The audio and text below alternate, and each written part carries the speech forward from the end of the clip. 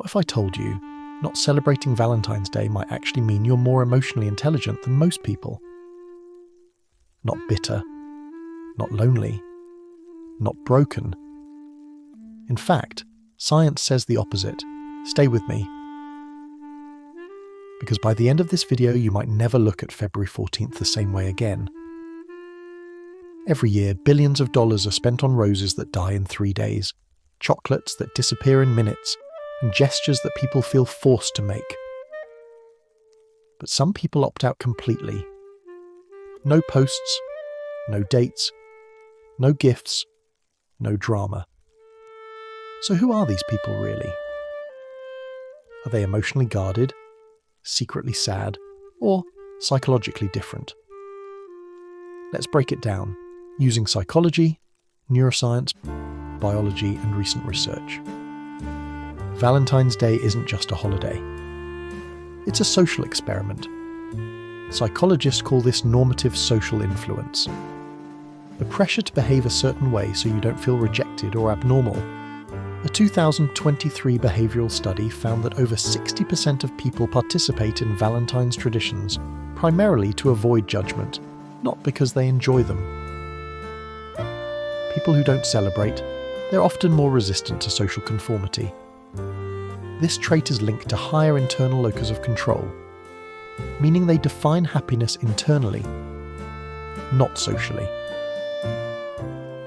They don't outsource their self-worth to a calendar date. Valentine's Day hijacks your brain. Romantic anticipation triggers dopamine, the same chemical involved in gambling, social media addiction, and sugar cravings. But here's the catch. Dopamine spikes before the reward, not during it. That's why people feel excited leading up to Valentine's Day, and strangely empty afterward. People who skip Valentine's Day often score higher on dopamine regulation. Their brains are less dependent on artificial emotional highs. They prefer long-term emotional stability over short-term chemical excitement. That's not avoidance. That's neurological discipline. Here's where most people get it wrong. They assume no Valentine's celebration equals fear of intimacy. But research says otherwise. Studies on attachment theory show anxiously attached people are most likely to over-celebrate Valentine's Day. Securely attached individuals are least likely to need symbolic reassurance. Secure people don't need a specific day to feel loved. They experience emotional safety consistently. They don't say, "I love you" louder, they say it steadier. Now, let's address the uncomfortable truth. Yes, some people avoid Valentine's Day due to past emotional wounds. But psychology makes a critical distinction between emotional numbness, emotional independence. Emotionally independent people don't need external validation, are comfortable being alone, don't equate romance with worth. Brain scans show these individuals have stronger prefrontal cortex regulation, the area responsible for emotional control and decision-making. They don't suppress emotions, they choose when emotions deserve attention.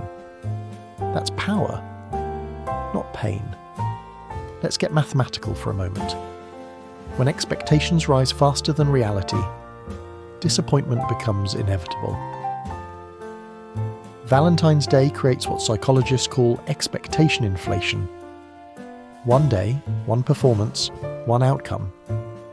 People who reject the holiday unconsciously understand this equation. Emotional value divided by forced timing equals diminished meaning. They prefer distributed affection. Small, consistent acts over dramatic annual gestures. In relationships, this approach statistically predicts longer-term satisfaction. Love is regulated by oxytocin, vasopressin, serotonin. None of these spike because it's February 14th. They spike through trust, physical presence, emotional safety, shared experience.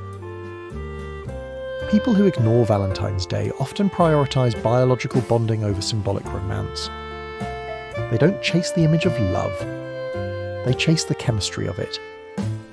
Here's the part nobody likes hearing. Valentine's Day benefits industries, not relationships.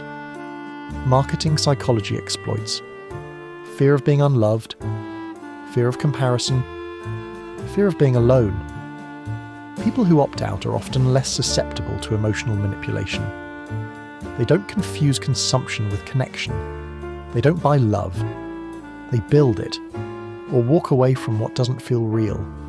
So the real question isn't, why don't some people celebrate Valentine's Day? The real question is, why do so many people feel anxious if they don't? Because independence looks like loneliness to people who fear being alone. And choosing depth over display will always confuse those addicted to appearances. If this video made you rethink Valentine's Day even a little, you're already seeing the world differently. And that's exactly how psychology begins.